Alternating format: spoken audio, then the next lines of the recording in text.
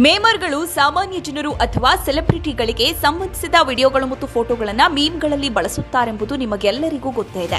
ಈ ವಿಡಿಯೋಗಳು ಒಂದು ಹಂತದಲ್ಲಿ ಸಿಕ್ಕಾಪಟ್ಟೆ ವೈರಲ್ ಆಗಿಬಿಡುತ್ತವೆ. ಜ್ಯೋತಿ ನೂರಾನ್ ಕೂಡ ಅಂತಹ ವ್ಯಕ್ತಿಗಳಲ್ಲಿ ಒಬ್ಬರು. ಈಕೆಯ ಬಗ್ಗೆ ಗೊತ್ತಿಲ್ಲದೆ ಹಲವರು ಈಕೆಯನ್ನ ಟ್ರೋಲ್ ಮಾಡುತ್ತಲೇ ಇದ್ದಾರೆ ಮತ್ತು ಮೀಮ್ಗಳಲ್ಲಿ ಕಾಮಿಡಿ ಮಾಡುತ್ತಲೇ ಇದ್ದಾರೆ. ಯಾಕಂದ್ರೆ ಈಕೆ ಜೋರಾಗಿ ಕಿರುಚುತ್ತಾ ಮತ್ತು ಕೈ ಚಪ್ಪಾಳೆ ತಟ್ಟುತ್ತಾ ಹಾಡ್ತಾಳೆ. ಹಲವರು ಇದನ್ನ ಕಾಮಿಡಿಯಾಗಿ ತೋರಿಸ್ತಾರೆ. ಆದ್ರೆ ಹೀಗೆ ಹಾಡಲು ಒಂದು ಕಾರಣವೂ ಇದೆ. ಆ ಕಾರಣವನ್ನ ತಿಳಿದುಕೊಳ್ಳುವ ಮೊದಲು ನಾವು ಅವಳ ಬಗ್ಗೆ ಕೆಲವು ವಿಷಯಗಳನ್ನ ತಿಳಿದುಕೊಳ್ಬೇಕು. ಹೀಗಾಗಿ ಆಕೆಯ ಹಿನ್ನೆಲೆ ಏನು ಎಂಬುದನ್ನ ನಾವೀಗ ನೋಡೋಣ. ಈಕೆಯ ಹೆಸರು ಜ್ಯೋತಿ ನೂರಾನ್. ಮೂಲತಃ ಈಕೆ ಗಾಯಕಿ. ದೈವಿಕ ಹಾಡುಗಳನ್ನ ಮಾತ್ರ ಹಾಡುತ್ತಾಳೆ. ಈಕೆಗೆ ಓರ್ವ ತಂಗಿ ಇದ್ದಾಳೆ. ಆಕೆಯ ಹೆಸರು ಸುಲ್ತಾನ ನೂರಾನ್. ನೂರಾನ್ ಸಹೋದರಿಯರೆಂದೇ ಫೇಮಸ್.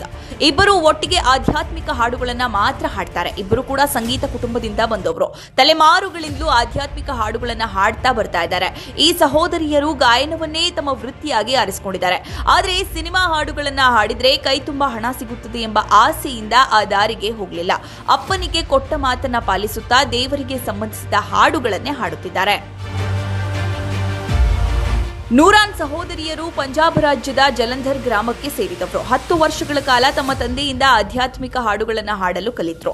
ಅವರು 17ನೇ ಶತಮಾನದ ಜನಪ್ರಿಯ ಕವಿ ಬುಲ್ಲೆ ಶಾ ಅವರ ಕವಿತೆಗಳಿಂದ ಪ್ರಭಾವಿತರಾದರು. ಆದ್ದರಿಂದ ಅವರ ಹಾಡುಗಳನ್ನು ಹಾಡಲು ಪ್ರಾರಂಭಿಸಿದ್ರು. ವೃತ್ತಿ ಜೀವನ ನಿಮಿತ್ತ ಮುಂಬೈಗೆ ಹೋದ್ರು. ಅಲ್ಲಿ ಅವರಿಗೆ ಸಾಕಷ್ಟು ಅವಕಾಶಗಳು ಬಂದವು.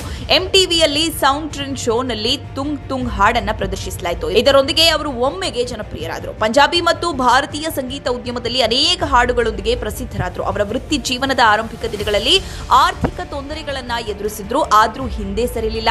ಅವಕಾಶ ಸಿಕ್ಕರೂ ಹಣಕ್ಕಾಗಿ ಸಿನಿಮಾ ಹಾಡುಗಳನ್ನ ಹಾಡುವ ಮನಸ್ಸಿರಲಿಲ್ಲ. ತಮ್ಮ ಜೀವನ ಭಗವಂತನಿಗೆ ಮುಡಿಪಾಗಿದೆ ಎಂದು ಆಧ್ಯಾತ್ಮಿಕ ಗೀತೆಗಳನ್ನ ಹಾಡುತ್ತಿದ್ದಾರೆ. ಈಗಲೂ ಅದೇ ಮಾತಿನ ಮೇಲೆ ನಿಂತಿದ್ದಾರೆ. ಅಂದಹಾಗೆ ಜ್ಯೋತಿ ನೂರಾನ್ ಹಾಡುವಾಗ ಜೋರಾಗಿ ಹಾಡುತ್ತಾ ಕೈ ಚಪ್ಪಾಳೆ ತಟ್ತಾರೆ.